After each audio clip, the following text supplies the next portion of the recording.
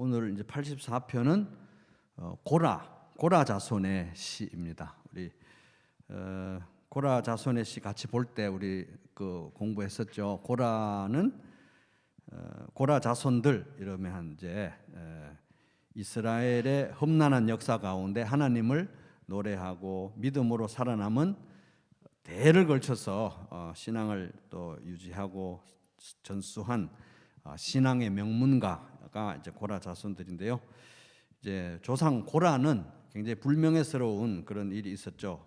모세와 아론에 대해서 반기를 들었던 그 반역의 주동자가 고라였습니다. 그래가지고 너희들만 레위인이냐? 우리도 레위인이다. 이러면서 이제 반역을 했던 사람이 고라였죠. 그래가지고 이제 고라와 그 반역에 가담했던 무리들은 뭐 갑자기 싱크홀이 생겨가지고 막 빠지고 불에 타고 뭐 이래가지고 엄청나게 죽고 막 심판을 받았는데, 아주 그 특별하게 고라의 아들들은 안 죽고 살아남았어요. 하나님께서 불쌍히 여기셨던 것 같습니다. 그 내용이 이제 민수기 26장 11절에 나옵니다. 고라의 아들들이 이제 살아남은 거에 대해서. 그리고 이제 이들이 쭉 대를 이어서 내려오다가 다윗 그 대에 와서 다윗이 막 사울에게 쫓겨다닐 그 진짜 다윗이 궁핍하고 어려울 때, 그때 이 다윗과 함께하면서 그를 도운 사람들 중에 고라 자손들이 있었습니다. 참 신기하죠, 그죠? 그리고 이제 다윗이 이제 왕이 되고 이렇게 해서 이제 성전 짓는 준비를 하고, 성전은 이제 하드웨어, 이제 그 안에서 예배 드리고 뭐 이런 거 이제 소프트웨어라고 하면은, 그때 이제 그 다윗 시대에 찬양대로 편성이 되고, 또 그 고라 자손 중에 한 명이 이 헤만이었습니다. 헤만. 그 아삽 얘기할 때 우리 찬양대 리더 중에 여두둔, 아삽, 헤만 이렇게 세 명이 있었잖아요. 그 중에 헤만이 고라의 집안 사람입니다. 그리고 이제 이들은 찬양 레위인으로서 찬양대에 소속이 되고, 또 그 중에 한 명은 찬양 리더이기도 했지만, 또 특별히 이들은 성전 문지기의 역할도 했습니다. 이제 이게 성전 문지기들이었어요. 그러니까 레위인으로서 성전 문을 지키는 사람들이었습니다. 그러니까 고라 자손들 하면 반역의 주동자의 이 후손들인데 성전 문지기 집안이다, 이렇게 보면 됩니다. 그리고 뭐 여호사밧 시대에도 성전 찬양대 역할도 하고, 그러면서 큰 뭐 아주 위대한 그런 집안은 아니지만 문지기, 성전 문지기 집안으로서 신앙을 유지하고, 또 바벨론 포로 기간 중에도 이들이 신앙의 명맥을 유지해서 포로 기간이 끝나고 다시 예루살렘으로 돌아올 때 상당수가 돌아왔고요. 돌아와서 또 문지기 역할을 수행했습니다. 그래서 이제 역대상 1장에서부터 9장까지 보면 긴 족보가 나오잖아요. 그래서 8장까지는 이제 이 어떻게 이 포로 귀환한 이 이스라엘 사람들이 어떻게 이스라엘 역사에서 적법한 그런 후손들인지를 쭉 8장까지 이제 족보를 늘어놓고, 9장에 가면은 누가 돌아왔느냐, 돌아온 사람들에 대해서 쫙 스케치를 해주는데, 역대상 9장에서 제일 많은 부분이 할애되어 가지고 설명한 이런 사람들이 있었다, 스포트라이트를 딱 비추는 집안이 고라 집안 사람들이에요. 그러니까 굉장히 이 포로 귀환 후에 이 예루살렘 재건 운동에 앞장섰던, 두각을 드러내었던 신앙의 명문가인데, 반역의 자손으로 시작돼 가지고 이렇게 역대상 내려올 때는 구약 성경의 마지막 책 이렇게 내려왔을 때는 이 신앙의 명문가가 되어 있는 모습을 우리가 볼 수가 있는 굉장히 특이한 집안입니다. 그래서 고라 자손의 시다 이러면은 고라 가문의 사람들이 쓰고 또 노래 부르고 전수했던, 그래서 성경에 남아있는 시들인데, 그건 뭐냐 하면은 어떤 시대에 한 사람이 지은 시가 아니라 집안의 내력을 보는 거잖아요. 그래서 이들이 쭉 긴 시간을 통해서 어떻게 신앙생활을 했는가, 그거를 엿볼 수가 있는 거예요. 굉장히 특이한 컬렉션이죠, 컬렉션. 그죠? 그런 겁니다. 그래서 이제 뭐 하여튼 포로 귀환 후에 굉장히 열심히 했습니다. 뭐 문지기뿐만 아니라 이것저것 다른 일도 막 했다고 그 역대상 9장에 나와 있습니다.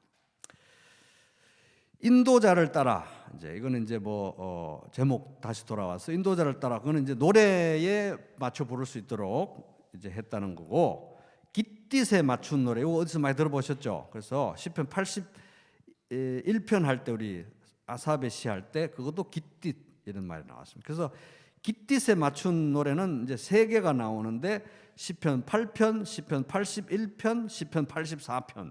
근데 다 아름다운 그런 곡조입니다. 이 깃딧이 무슨 음악 용어 같은데 뭔가 하여튼 굉장히 아름다운 그런 멜로디를 보여준다. 그런 분위기다. 그래서 8편은 여호와 우리 주여 주의 이름이 온 땅에 어찌 그리 아름다운지요, 이렇게 시작하고요. 81편은 우리의 능력이 되시는 하나님을 향하여 기쁘게 노래하며, 이런 분위기. 이제 우리 84편은 만군의 여호와여 주의 장막이 어찌 그리 사랑스러운지요, 이렇게 시작하는 겁니다. 이 원어 어수는 84편 1절은 어찌 그리 사랑스러운지요, 이게 제일 먼저 나와요. 어찌 그리 사랑스러운지요, 이게 깃딧의 분위기인 겁니다. 어찌 그리 사랑스러운지요, 주의 장막이 만군의 여호와요. 만군의 여호와는 제일 뒤에 나옵니다. 어찌 그리 사랑스러운지요, 주의 장막이, 주의 성전이 얼마나 아름답습니까? 만군의 여호와요, 이렇게 되는 거예요.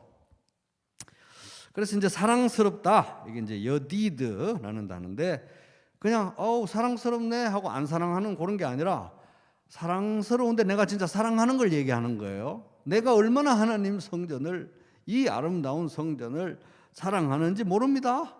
얼마나 사랑스럽고 제가 얼마나 또 사랑하는지 모릅니다. 실제 사랑한다 이 말입니다. 그죠? 얼마나 사랑했는가? 고라 자손 중에 어떤 사람이 자기가 성전을 얼마나 사랑하는지, 자기가 뭐 성전에 뭐 대단히 높은 사람도 아니고 문지기 아닙니까? 근데 성전을 자기가 얼마나 사랑하는지 지금 노래를 하는 거예요. 얼마나 사랑스러운지요. 내가 이래 봬도 문지기는 문지기인데 만군의 여호와의 성전의 문지기다 이거예요. 얼마나 사랑스러우냐 이런데, 이 스피릿이 고라 자손들에게 계속 전수가 된 거예요. 그래서 이제 이 84편은 아무래도 바벨론 포로 기간보다는 훨씬 전에 왕도 있고 어느 정도 이 성전의 예배가 기쁘고 행복할 시절에 써진 것 같아요. 근데 이런 그 성전을 사모하는 스피릿이 전수가 됐는데, 바벨론 포로 기간에 고라 자손들이 노래한 시 중에 시편 42편 있잖아요. 그죠? 거기 보면 하나님이여 사슴이 시냇물을 찾기에 갈급함같이 내 영혼이 주를 찾기에 갈급하나이다. 내 영혼이 하나님 곧 살아계시는 하나님을 갈망하나니 내가 어느 때에 나아가서 하나님의 얼굴을 배울까? 이러면서 바벨론 포로 기간 중에 고라 자손들은 자기가 지금 성전은 다 무너지고 나가지도 못하는데 폐허밖에 안 남아있는데 이 먼 이역만리 바벨론 땅에서 이 성전을 사모해가지고 언제 나는 돌아가서 이 성전에 가서 문지기 또 해보나, 그렇게 노래한 게 42편이에요. 그죠? 그러니까 그 조상들의 신앙이 쭉 전수가 된 걸 이제 우리가 이제 볼 수가 있습니다. 그 성전을 향한 사모하는 마음이 이 집안의 내력인 거예요. 내력. 만군의 여호와. 뭐 사실 그 이스라엘 성전이라고 하는 것은 우리가 성경에 나와서 자세하게 막 출애굽기고 뭐 이런 데 보면 엄청 자세하게 막 세세하게 묘사하고 있잖아요. 그래서 대단한 것처럼 보이는데 사실 그 실제 모델을 만들어 놓은 거 보면 별로 안 크잖아요. 그죠? 안 커요. 근데 이집트나 뭐 예를 들어서 저 다른 바벨론이나 페르시아나 이런 데 성전은 비교가 안 되게 이 규모나 뭐 화려함이 비교가 안 돼요. 그런데 이 사람들은 이 다른 이방 나라의 신전하고는 비교가 안 되는 예루살렘 성전이지만 만군의 여호와의 성전이다. 만군의 여호와는 만군, 모든 군대의 하나님이라는 거예요. 그러니까 그러니까 이 세상에 있는 뭐 천상의 군대, 지상의 군대, 모든 군대를 통치하는 사령관이자 왕이신 만군의 여호와의 사무실이다,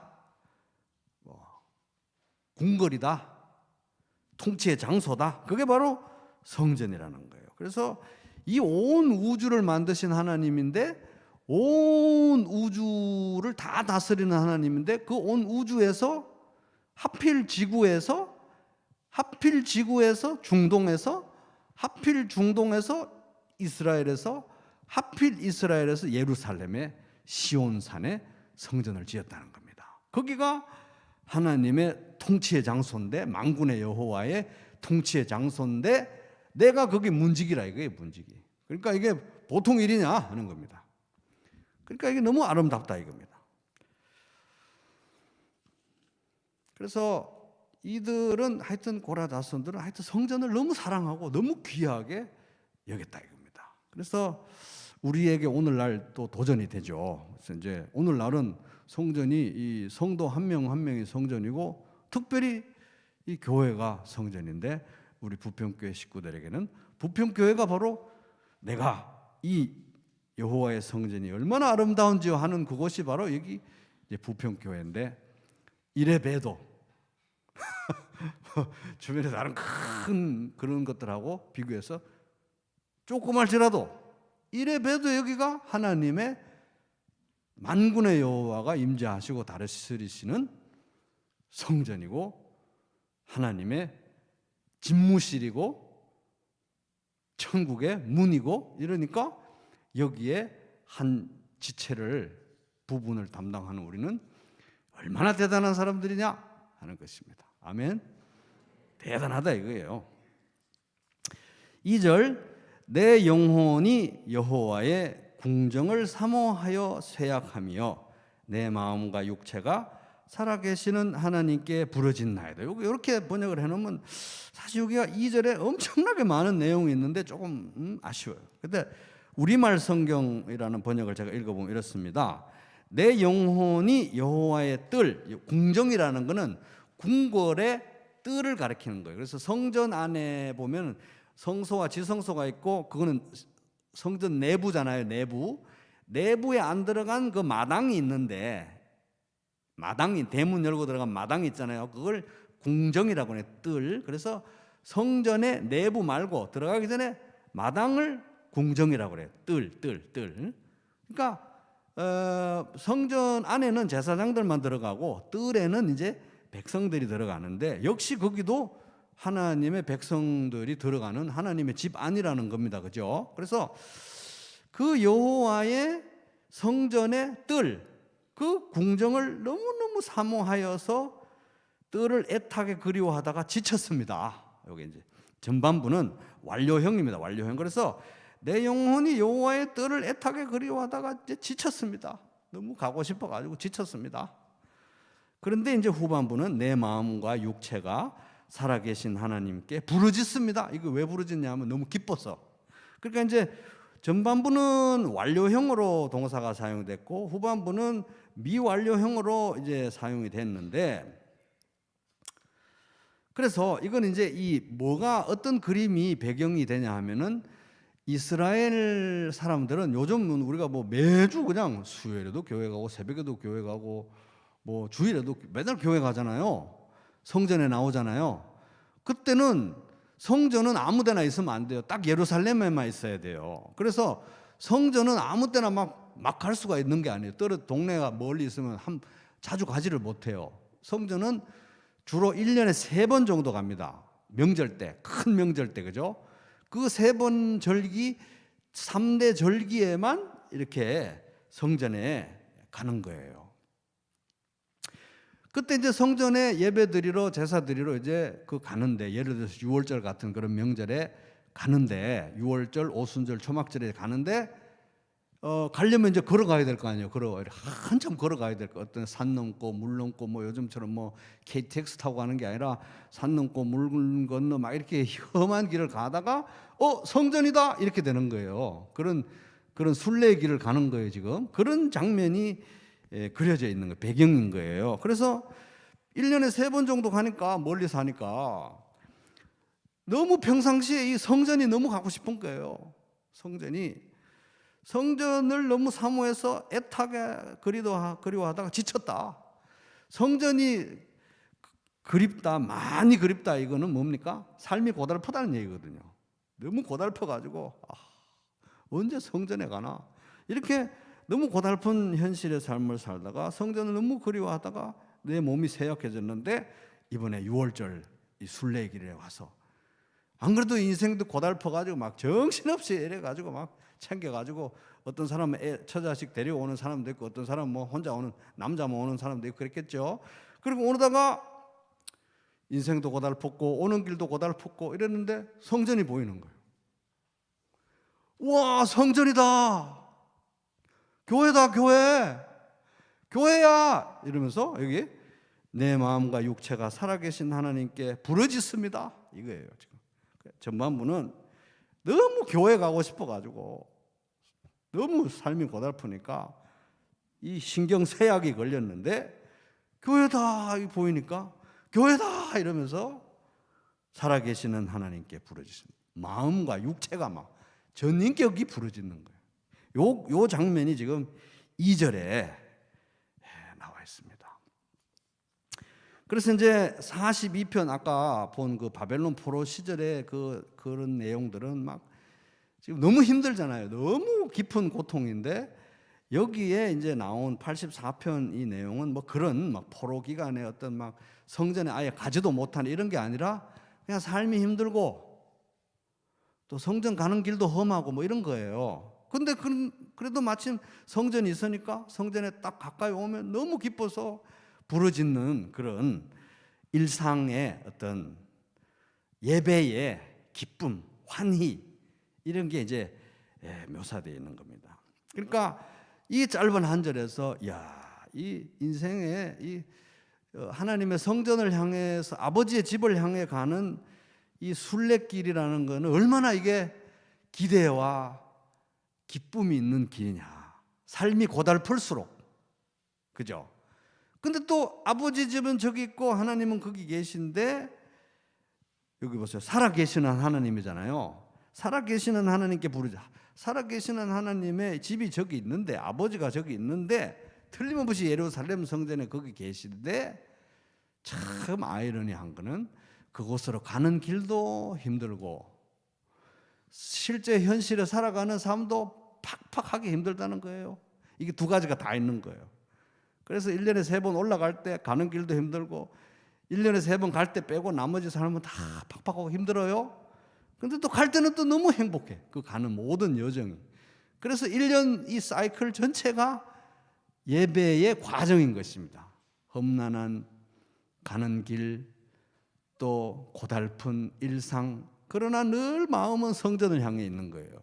근데 마침 갈 때는 힘들기도 하지만 설렘과 기대와 기쁨이 있고, 딱 보이면 성전이다, 아버지 집이다 이러면서, 야야야야 저 성전 봐봐, 성전, 이러면서 기뻐서 부르짖는 이런 그림이 여기 그려지는 것입니다.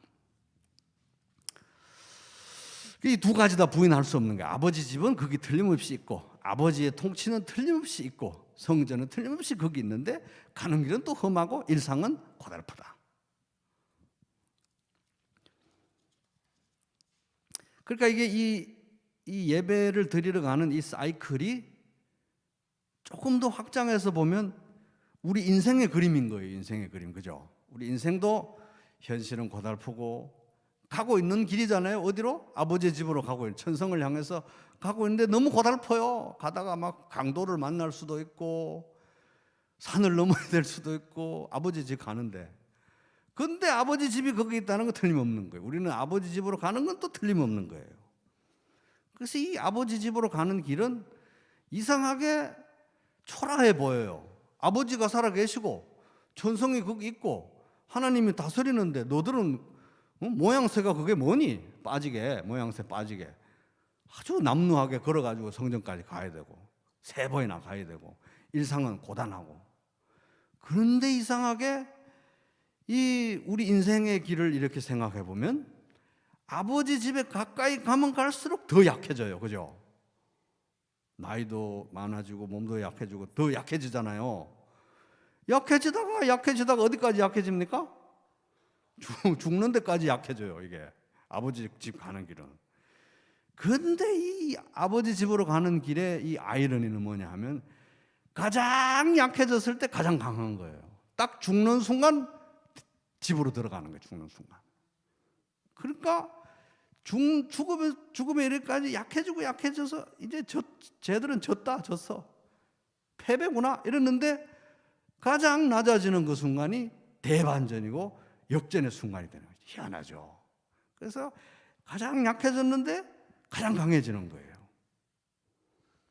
가장 낙심이 되는데 가장 놀라운 희망이 턱 이렇게 다가오는 게 아버지의 집으로 가는 길이다 하는 겁니다. 그래서 여기도 보면 맨날 우리는 그런 겁니다. 2절 내 영혼이 여호와의 궁정을 사모하며 쇠약하며 지쳐 너무 힘든데 또 아버지 집을 보면 아버지 집이다 이러면서 또 부르짖고 또 그렇게 살고 사이클을 돌다가 이 사람들은 1년 단위로 1년에 3번 단위로 우리들은 일주일 단위로 그런데 가장 약해지는 그 순간이 가장 강해지는 그 순간이다. 그래서 이제 이런 삶 속에서 하나님에 대한 애정이 엄청 이렇게 친밀해지는 거예요. 개인적인 고백이 나오는 겁니다. 그래서 3절 보면 나의 왕, 나의 하나님. 남의 왕, 남의 하나님이 아니라 나의 왕, 나의 하나님. 근데 그분이 만군의 여호와, 모든 군대의 여호와. 여호와는 뭡니까? 약속을 지키시는 하나님의 이름이에요. 언약을 지키시는. 그러니까 이 만군의 여호와인데 모든 걸 자기 뜻대로 통치하시고 모든 걸 합력해서 선을 이루시고 자기 뜻을 다 이루시는 모든 군대에 모든 적을 다 무찌르고 압도해서 기어코 자기 뜻을 이루어야 마시는 만군의 여호와인데 이분이 약속을 지키는 여호와인 거예요. 그러니까 이분의 뜻은 무조건 이루어져야 된다고 봐야 되는 거죠. 그러니까 하나님이 이런 분인데 이렇게 성전을 생각해 보면 참 부러운 존재들이 있다는 거예요. 누가 부럽느냐? 참새와 제비가 부럽다. 이게 3절에 보면 주의 제단에서 참새도 제 집을 얻고 제비도 새끼들 보금자리를 얻었나이다. 참새가 부럽다. 제비가 부럽구나. 성전에 이렇게. 그죠? 나도 저렇게 늘 성전에서 하나님께 예배하면 좋겠다. 함께 살아가면 좋겠다. 새끼들 낳아가면서. 근데 우리는 성도들은 이제 예수 그리스도의 교회 안에서 또 자녀들을 실제로 키우고 있으니까 그죠. 그래서 애들이 여기 하나님 성전에서 자라는 건 정말 행복한 일인 것입니다. 그래서 이제 참 참새들도 부럽고 제비들도 참 부럽다. 거기서 집을 짓고 살다가 또 때가 되면 제비들이 철새로 해가지고 날아갔다가 세상으로 갔다가 또 돌아와서 또 아버지 집에 또 살다가 참 그렇게 늘 성전 가까이서 산다는 건 참 얼마나 좋겠느냐. 참 부럽다. 그거 뭡니까? 진짜 새가 부럽다는 게 아니라 성전을 그만큼 사모한다는 거죠. 하나님의 임재를 그만큼 사랑하고 하나님 가까이에 너무 있고 싶어하고 자기 마음 중심에 늘 하나님이 있으니까 새가 부러운 거예요. 어떻게 하면 저 성전 처마 밑에 살 수 있을까? 그러니까 이게 이 정도로 이 고라 자손들이 뭐 그렇게 대단한 사람도 아니고 문지기들인데 하나님의 성전을 사모하고 하나님의 마음 센터에 탁 있으니까 새가 부러울 정도로 그렇다는 것입니다. 그래도 우리도 막 교회를 너무 사랑하다 보면 이 교회에 사는 개미들이 막 부러워가지고 막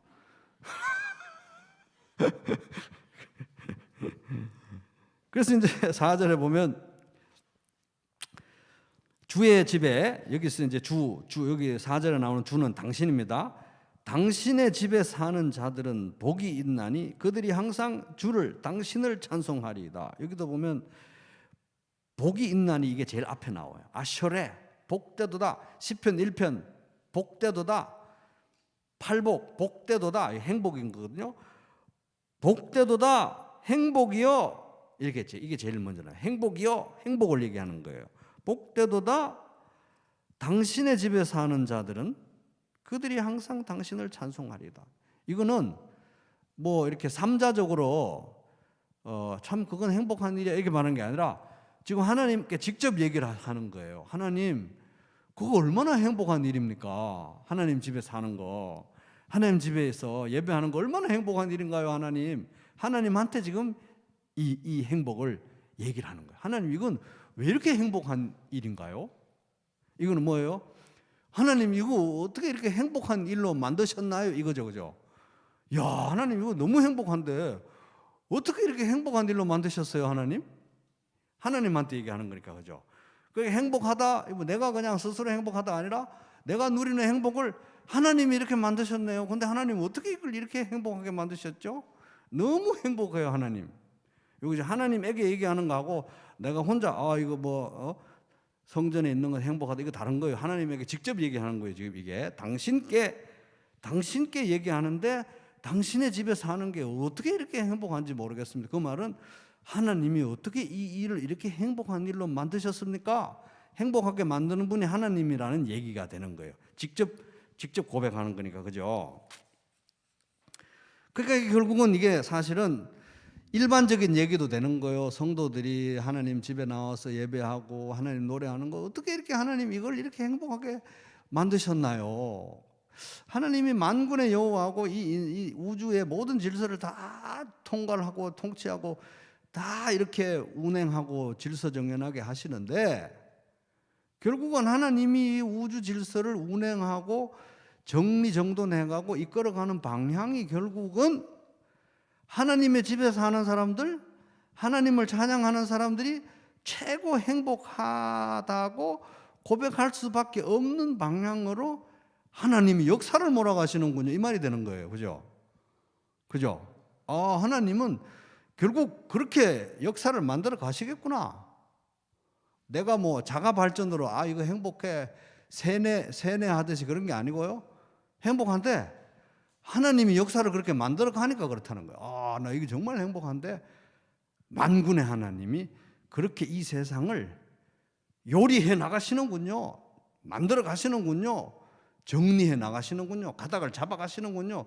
지금은 누가 행복한지, 돈 많은 사람이 행복한지, 뭐가 행복한지 다 헷갈리는데, 사람들이 헷갈려 하는데 자세히 들여다보니까 하나님이 역사를 정리정돈해 가시는 거예요. 결국은 하나님 가까이 있는 사람이 제일 행복하다고 말할 수밖에 없도록, 본인도 타인도 말할 수밖에 없도록 역사를 정리정돈해 가시는군요.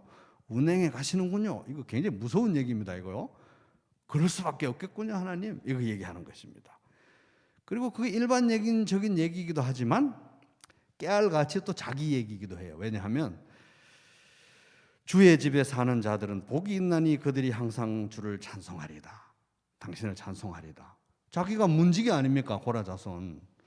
그러고 보면 하나님, 제가 이거 대기업의 CEO나 고위 공무원은 아닌데요.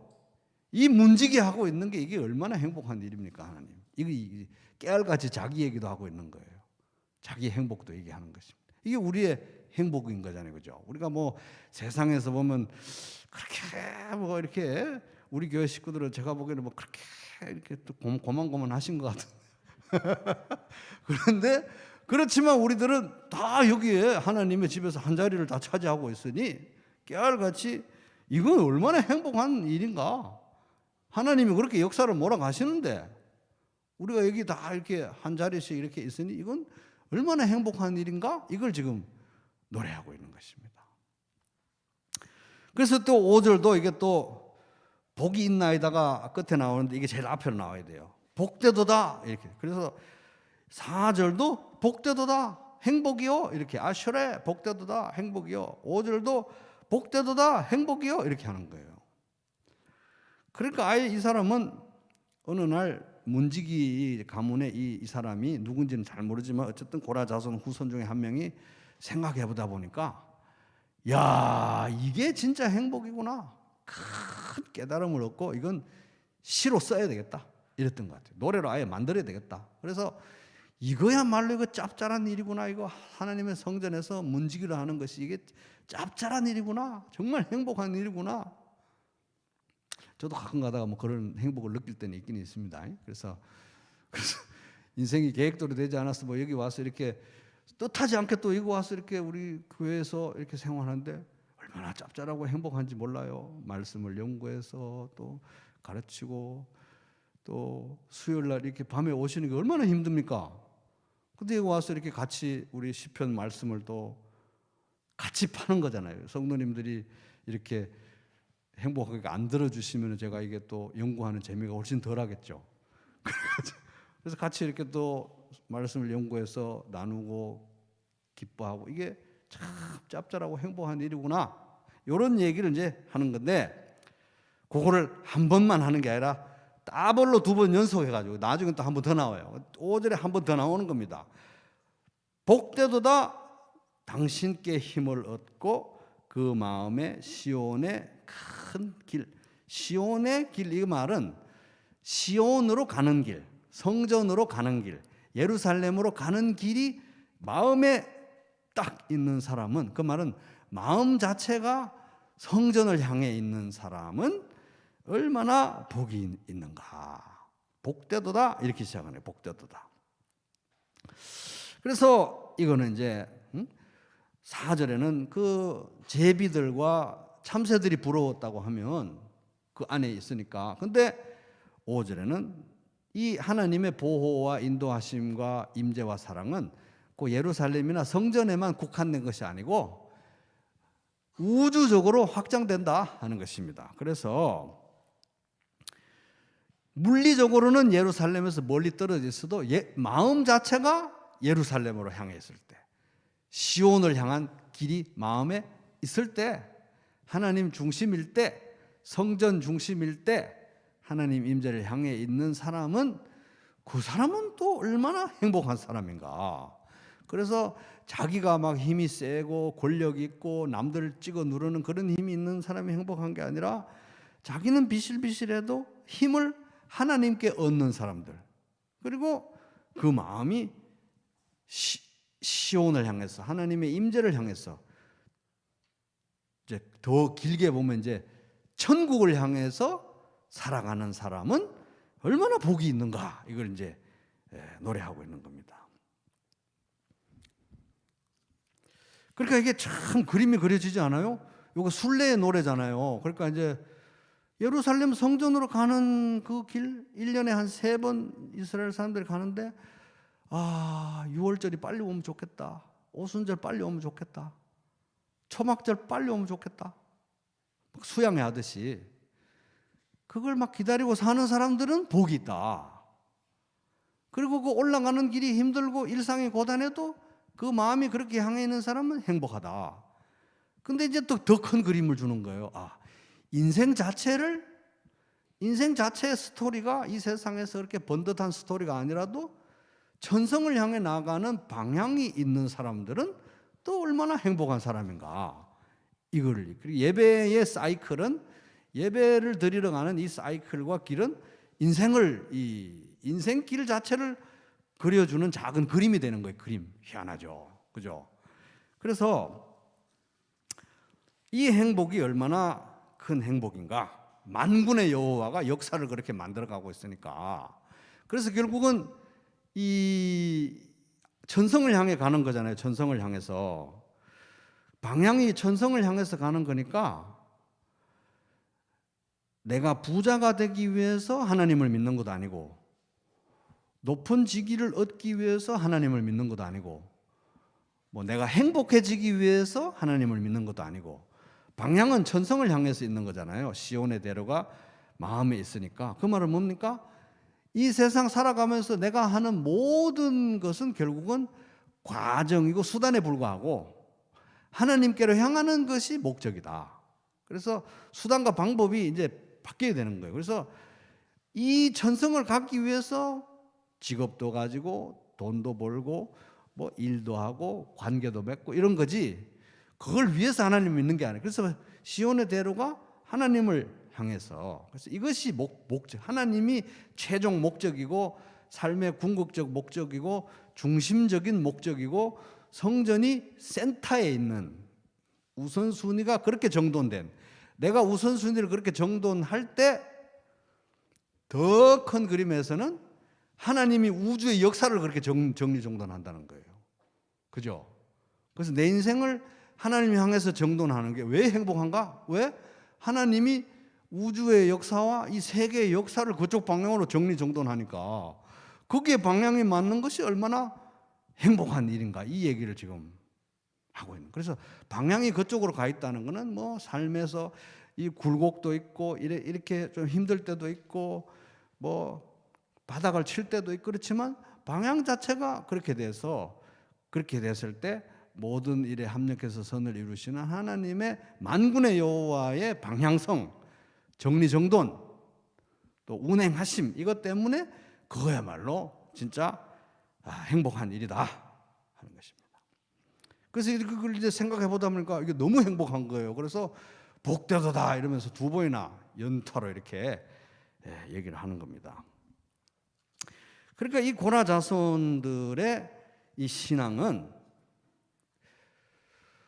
의로워졌고 예수님이 내 안에 계시고 내가 예수님 안에 있고 나는 가만히 이렇게 가만히 아무것도 안 하고 가만히, 이런 신앙이 아니라 계속해서 움직이는 신이, 연어가 물을 거슬러서 막 그 고향으로 돌아가듯이 계속해서 움직이는 종류의 신앙인 거예요.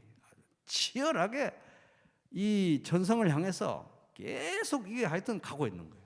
엄청 역동적이고 계속해서 움직이고 뭔가 앞으로 계속 나가는 그런 신앙인데, 언제까지 나아가느냐? 죽을 때까지. 제일 약해질 때까지 나아가는데 딱 거기서 마지막에 탁 꼬꾸라져서 죽는 그때가 최고 강해질 때라 이거예요. 왜? 이제 아버지 집에 확 들어가 버리는 때이기 때문에. 그래서 이게 이런 거를 보면 이게 이 성전을 향해서 가는 순례, 그러니까 사람들 1년에 3번 올라가고 1년 사이클을 돌아. 우리는 뭐 일주일에 삶을 살고 주일 예배 오고 주중에 또 수요일 오고 이렇게 새벽에 기도하러, 이런 아버지 집으로 오는 이런 그 과정과 사이클과 일정들이 있잖아요. 그죠? 그 어떤 그림들이 있잖아요.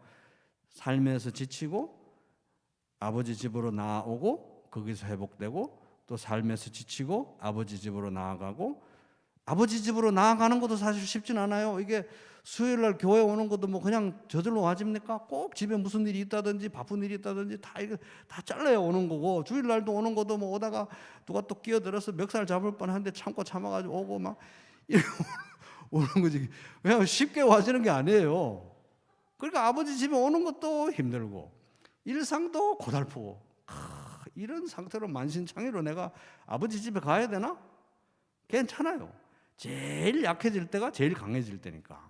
그래서 이 성전으로 나오는 이 사이클이 이상하게 이게 인생의 그림이 되는 거예요. 그죠? 우리가 일상은 고달픈데 또 1년에 3번씩 성전으로 나아가고 또 일주일에 몇 번씩 성전으로 나아가고, 이게 또 천성을 향해 가는 우리의 인생길을 보여주는구나. 그래서 끊임없이 우리의 방향은 성전을 향해 있어야 되겠구나, 천성을 향해 있어야 되겠구나. 그렇게 정리정돈될 때, 그게 목적이 될 때, 그러니까 이 과정에서 일어나는 모든 것은 저리 가기 위한 수단이고 방편이고 과정으로 이렇게 정리정돈될 때 이거는 대박이다. 왜? 만군의 여호와가 다른 모든 걸 그렇게 정리정돈하고 있기 때문에 이거야말로 참 행복한 일이다. 그래서 그 시시한 길을 따라서 시시한 사람들하고 평범한 보통 사람들하고 예루살렘 성전을 향해 가는 그 길은 보통 길이 아니라는 거예요. 만군의 여호와를 향해서 가는 길이다. 우리 인생도 시시한 사람들끼리 시시하게 모여가지고 시시한 인생을 사는 것 같은데 이게 보통 일이 아니라는 거예요. 복되도다. 왜?